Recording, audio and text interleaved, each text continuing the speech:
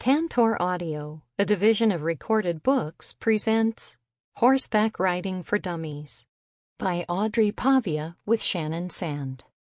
Narrated by Anne Richardson. Publisher's note: in this audio edition, you will hear references to tables and figures present in the print and ebook formats of the book. Limit of liability, disclaimer of warranty. The publisher and the author make no representations or warranties with respect to the accuracy or completeness of the contents of this work, and specifically disclaim all warranties, including, without limitation, warranties of fitness for a particular purpose. No warranty may be created or extended by sales or promotional materials. The advice and strategies contained herein may not be suitable for every situation. This work is sold with the understanding that the publisher is not engaged in rendering legal, accounting, or other professional services. If professional assistance is required, the services of a competent professional person should be sought. Neither the publisher nor the author shall be liable for damages arising herefrom.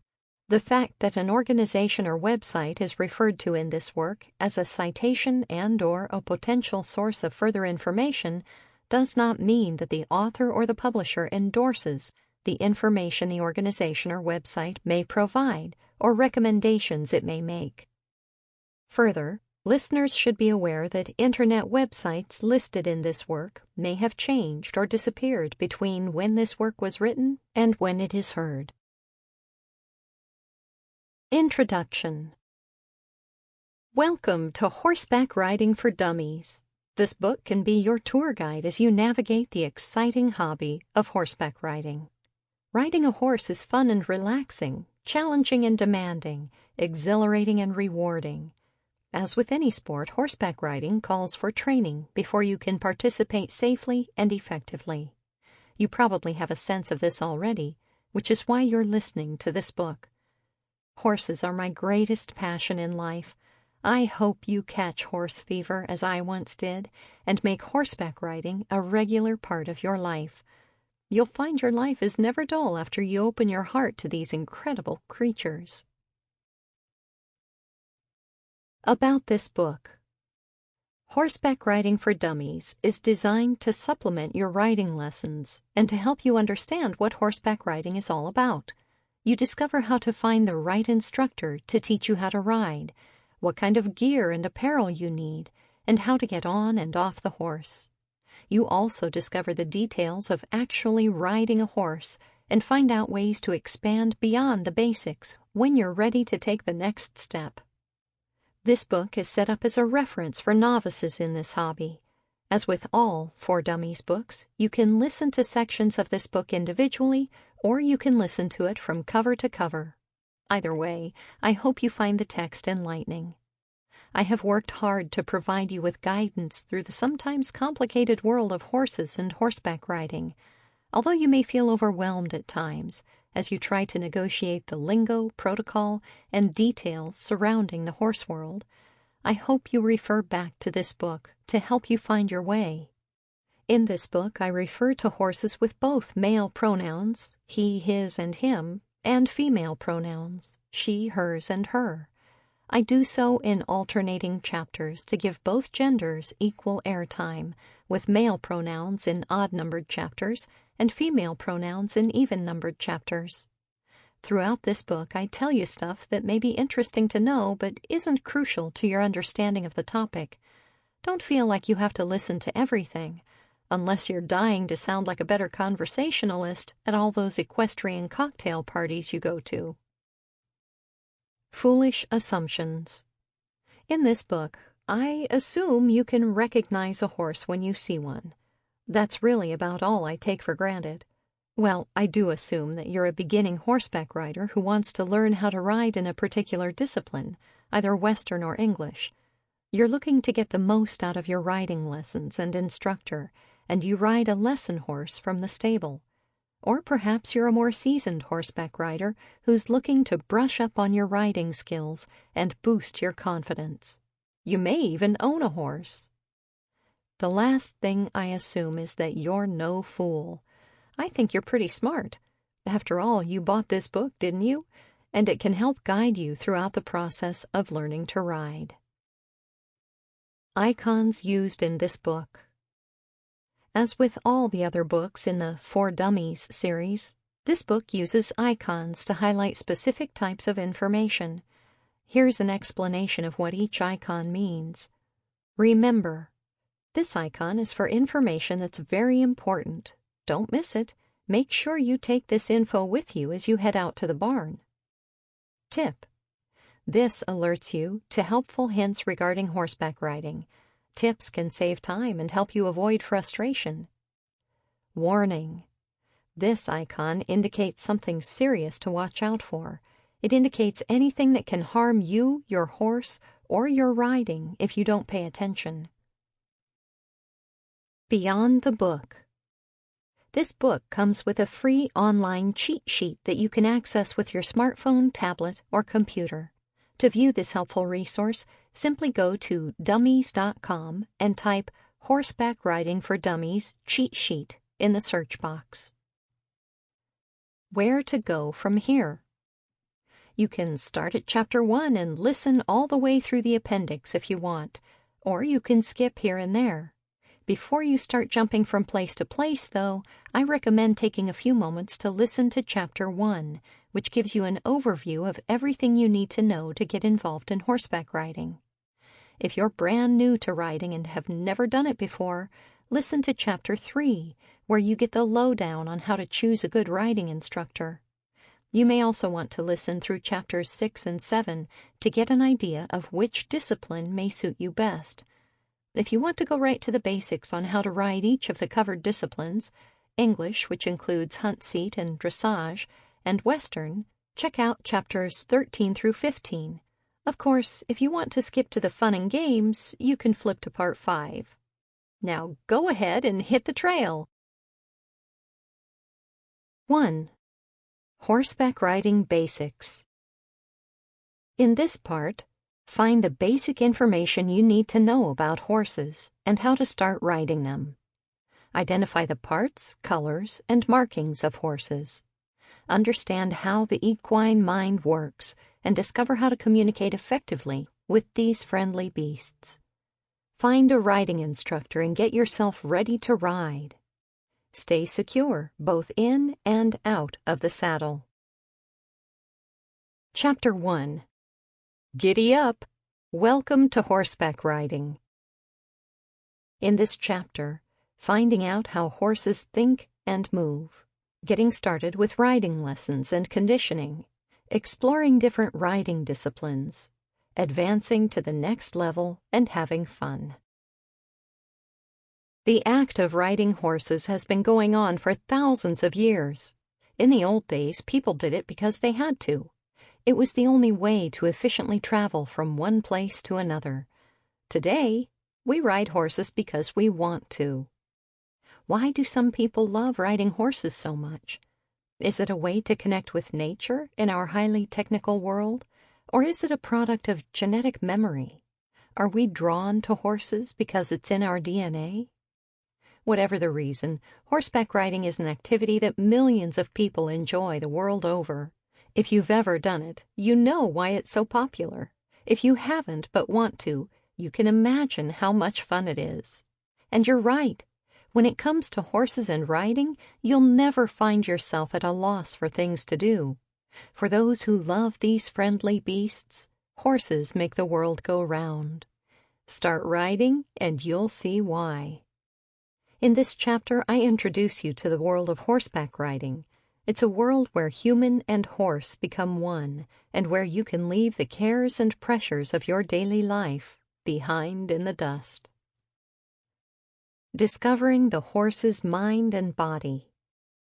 I've heard people say that horses are dumb, but that idea couldn't be further from the truth. Horses are brilliant in many ways, which is why they've been around for so many millions of years. You can't be stupid and manage to stay alive for that long. Likewise, the horse's body is an amazing machine designed for speed, agility, and survival. Horses can run incredibly fast, turn their 1,000-pound bulk on a dime, and react physically with lightning speed to even the slightest sound.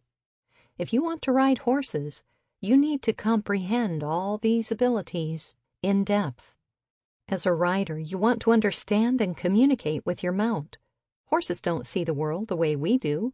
Cell phones, computers, and fax machines are not their world. Hay, dirt, and other horses make up the bulk of their existence. Seeing the world from the horse's perspective can make you a better rider and provide you with more enjoyment when you're around these really neat animals. The equine mind and body are at your fingertips if you just know how to use them. In Chapter 2 of this book, you get a primer on equine psychology and discover the language that horse people use to describe their favorite animal and her various body parts. Each part of the horse has a corresponding name that horse people toss around like so much confetti. If you want to fit in with the crowd and know what people at the barn are talking about, make sure you take a good look at the diagram in Chapter 2. Take riding lessons. Getting up on a horse's back can be an exciting experience, but it can also be frustrating and even scary if you don't know what you're doing. Learning to ride in a formal setting with an instructor or trainer who knows how to properly teach riding basics is imperative.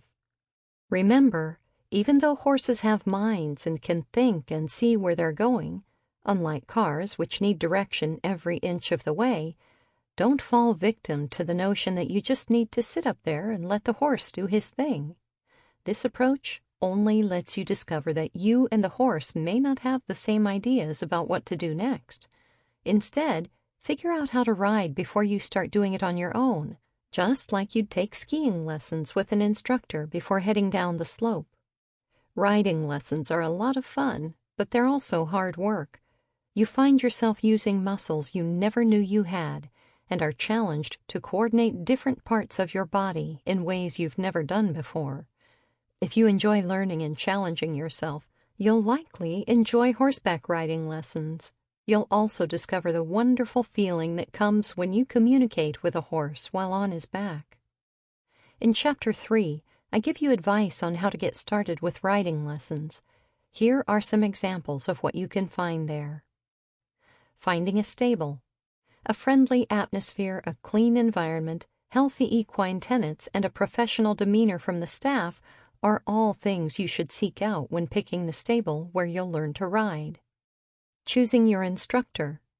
The person you pick to be your instructor should have a teaching style that you like, be experienced in the discipline you've chosen, English or Western, and be familiar with training beginners. Being a good student. It's not all up to the teacher. The best students, and the ones who get the most from their training, are the folks who show up on time, pay attention, speak up when they need to, and do their homework. Getting into riding shape. Horseback riding is hard work. It may not look all that difficult when you're watching an experienced rider, but the truth is that a whole slew of muscles, along with balance and stamina, come into play as you're riding. Tip: to prepare your body for the rigors of riding a horse, do some or all of the following: lose weight, build strength, cross-train, improve endurance, increase flexibility with stretching exercises. Mental challenges also come along with this sport. In order to get the most from your riding lessons and your time in the saddle, deal with any fear issues you have about riding, and understand your role as the leader of your team of two, that is, you and the horse. To find out how to prepare your body and mind for riding, take a look at Chapter 4. Keeping yourself safe around horses. Horses are large animals, and handling them takes some know-how. You can perfect this skill with training and experience. In order to get the most from the time you spend with horses, you need the right kind of instruction from a qualified expert. When you have some knowledge under your belt, you can safely handle a horse in a variety of situations. To keep yourself safe around horses, you have to follow some basic rules that those who've come before you have set up. These concepts were created out of experience, so take them seriously. First, you need to make sure you're wearing the right clothing. Boots designed for riding are necessary because they have a special heel that helps keep one of your legs from getting caught in the stirrup should you fall from the saddle. Getting dragged is the danger here. A safety helmet is also a must if you want to protect that valuable gray matter. And your legs can get chafed if you ride in shorts or in the wrong kind of pants, so riding pants are preferable.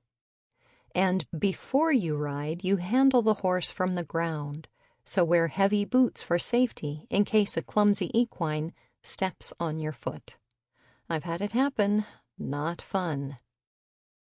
Understanding how horses move their bodies is also a necessity for safety, as are knowing when to enter a stall, when you know the horse sees you, and dealing with stupid horse maneuvers, such as pulling back when tied. Of course, you likewise need to know the various rules that apply to riding, both alone and with others, either in the arena or on the trail. Concepts such as what to do when another rider falls off and when you need to pass another rider are part of rider safety. All this and more await you in Chapter 5. Selecting the right riding style and gear. Remember, before you can start riding, you need to determine which discipline you want to pursue. Here are your options. Western riding, the most popular discipline in the U.S., is often the style of choice for beginning riders because Western saddles provide the most security. Western riding is popular with casual trail riders as well as those working with cattle. I discuss Western riding in Chapter 6. English-style riding is made up of some subtypes, including hunt seat and dressage. See Chapter 7 for details. People who'd like to jump their horses opt for hunt seat, although plenty of hunt seat riders don't jump. They simply enjoy this style of riding. Hunt seat riders sit in a smaller saddle and wear their stirrups shorter than Western riders do. Many hunt seat riders enjoy hacking, riding out on the trail. Dressage, the ballet of horseback riding, involves precise movements and stringent training of both horse and rider. You may soon discover, after you start riding, that horses come with lots of stuff. Here are some items every horse needs. Saddle and pad, bridle, including a bit, halter and lead rope. You need some equipment for yourself as well. Riding boots or shoes, riding pants, a proper shirt, a helmet, if you're smart. For more details on these and other items for both you and the horse, see Chapters 8, 9, and 10. Riding high from the start. Okay, it's almost time to get on. You still have a few more things to figure out before you get in the saddle, including how to put on the saddle and bridle and how to climb aboard. Before you actually find yourself up there, you also need to know how to get off. Preparing on the ground. You have to do some work on the ground before you can actually ride. First, you need to know how to catch a horse, whether in a pasture or stall. Approach horses in pastures quietly and confidently to encourage them to allow themselves to be caught. Don't think for a moment that you can catch a horse if he doesn't want to be. If the horse is in a stall, safety dictates that you wait until the horse is facing you before you go up to him. Putting on a halter is another task you need to master. The halter is the horse equivalent to a collar and leash. When you place a halter on a horse's head, you're taking control of that horse's movement on the ground. In Chapter 11, you discover how to catch a horse and how to put on a halter. You also get details on how to put on an English saddle, a Western saddle, and a bridle, a necessity before you can ride. Mounting and dismounting. Horse people have been mounting and dismounting for centuries, and they've pretty much figured out the safest and most effective way to get on and off a horse. Protocol dictates that you always mount from the left side. This rule began out of necessity with the military, because mounted soldiers wore their swords on their left hips. You should also consider using a mounting block or high ground, which makes getting up into the saddle easier and reduces the amount of pressure on the horse because you end up pulling less on the saddle. Just as you mount from the left, you also dismount to this side. Again, protocol dictates as such, and the vast majority of horses have been trained in this way. For details on mounting and dismounting, see Chapter 12. Getting a grip on gaits. Remember, as a new rider, you get to master 3 of the 4 gaits of the horse: the walk, the jog or trot, and the lope or canter. The 4th gait is the gallop, which you get to after you have more experience in the saddle. The walk, which is the slowest gait, comes first. It's the one you use the most, especially if you plan to trail ride. The jog, as Western riders call it, and the trot, as English riders say, is the bouncy gait, and the one most beginning riders have trouble with at first. After you master this one, you know you're well on your way to becoming an experienced rider. Called the lope by Western riders and the canter by English riders, this gait is the fastest of the 3 you use as a beginning rider. The lope or canter is faster than the walk or trot, and it's probably the most fun of the 3. This gait has a rocking horse feel to it that many riders really enjoy. Mastering each of the gaits takes time and practice. A good instructor observes you riding and helps you train your mind and body to cue the horse exactly as you need to in order to get what you want from your 4-footed friend. For the basics on how to ride the walk, trot or jog, and canter or lope, see Chapters 13, 14, and 15, respectively. Jumping. Many hunt seat riders have the goal of jumping on horseback. If you're not sure why riders enjoy jumping, it's because it's a whole lot of fun. Many riders get hooked on this activity. Jumping can take place in an arena or out in the field. Arena jumping consists of a series of jumps arranged in a course that the horse and rider team has to negotiate. Some of these jumps include oxers, 2 sets of jump standards, vertical poles, and 2 sets of horizontal poles, and cross rails, 2 jump standards with 2 rails placed between them in an X position. Jumping out in the field is called cross-country jumping, and it's a test of courage and endurance. A series of obstacles are laid out on a designated course, which covers 2 to 4 miles in length. Obstacles can include telephone poles, low shrubs, and water jumps, in which the horse has to jump over something into a shallow pond. To find out what it takes to jump a horse, flip to Chapter 16. Adjusting to advanced riding. After you become addicted to horseback riding, and I know you will, you'll start thinking about moving to the next level. You may just want to find a new instructor or switch disciplines, but in many cases, the next step means adding a horse to your family. I introduce some important points in the following sections. Stepping up your current riding routine. As you become more proficient in your riding, you may want to switch to a different instructor to help you find your greatest potential in the saddle. After all, some instructors specialize in teaching only beginners. Should that day come, you want to seek out the most qualified teacher you can afford. You may also want to consider switching disciplines, or at least trying a different one to see whether you like it. This step means searching for a new instructor who's qualified to teach the discipline you want to try. Moving to the next level of riding also means becoming even more physically fit. You may want to start cross-training to help your body prepare for the more rigorous riding in store. Jogging, swimming, and aerobics are just some ways you can improve your endurance and muscle tone. For details on how to move to the next level of riding, take a look at Chapter 17. Buying your own horse. It's inevitable. After you start riding, it isn't long before you start longing for a horse of your own. Horse ownership is a big responsibility in time and money, and it isn't one to be taken lightly. Find out what's involved in owning a horse before you take this big step. One way to find out what horse ownership is all about is to lease a horse first. With leasing, you can get an idea of the time commitment involved in horse ownership. You can also get a good sense of what owning one of these amazing creatures is like before you take a plunge. Should you decide to buy, getting the right horse is vital.